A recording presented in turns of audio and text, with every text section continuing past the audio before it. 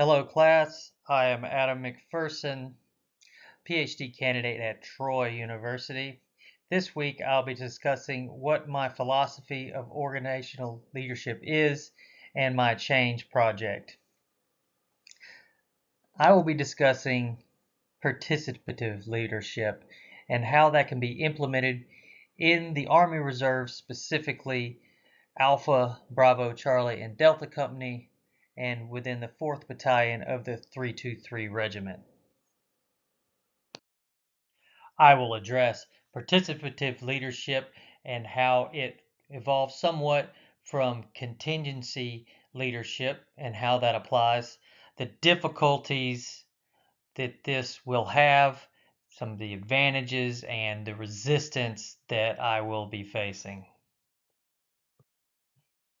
My philosophy on organizational leadership and change will be participative leadership, and my change project will be to implement this change within the Army Reserves, specifically Delta Company, and by and large the companies of Alpha, Bravo, Charlie, and Delta under the 4th Battalion of the 323 Regiment. Um, First of all, contingency leadership was an earlier form of the theory that participative leadership was born out of. Contingency basically just means that you are doing a certain type of leadership based on environment. Currently, the military does the same sort of leadership whether we're in a wartime situation or whether we are in a garrison or non-wartime home state. Um, and this creates some negative effects.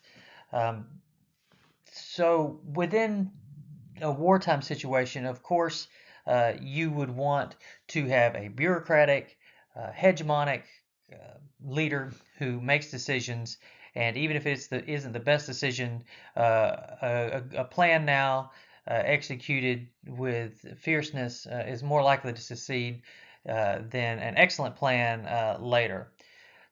So that's understood. But in the garrison environment, where it is not life and death, the model for leadership shouldn't be so hegemonic, shouldn't be so top down bureaucratic.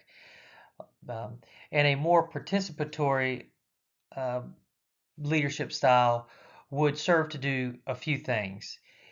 It would relieve the burden of command. Currently, few leaders within the military determine the outcomes for tens of thousands of soldiers. And it's no different on my level, where about 4 people produce the outcomes for around 600 people.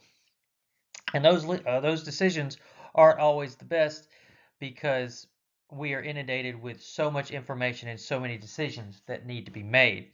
If we were able to switch at least some of our leaders over to the idea that they are equal leaders to us, then and their input is just as important, then we could collaborate to produce better outcomes because uh, in a non-restricted time environment, the training environment, uh, the more heads thinking about a problem is going to come up with a better solution instead of everything being funneled through one individual. The difference between this contingency leadership and participative is, when we're at war, we switch into one uniform, and we in garrison side, we switch into another uniform.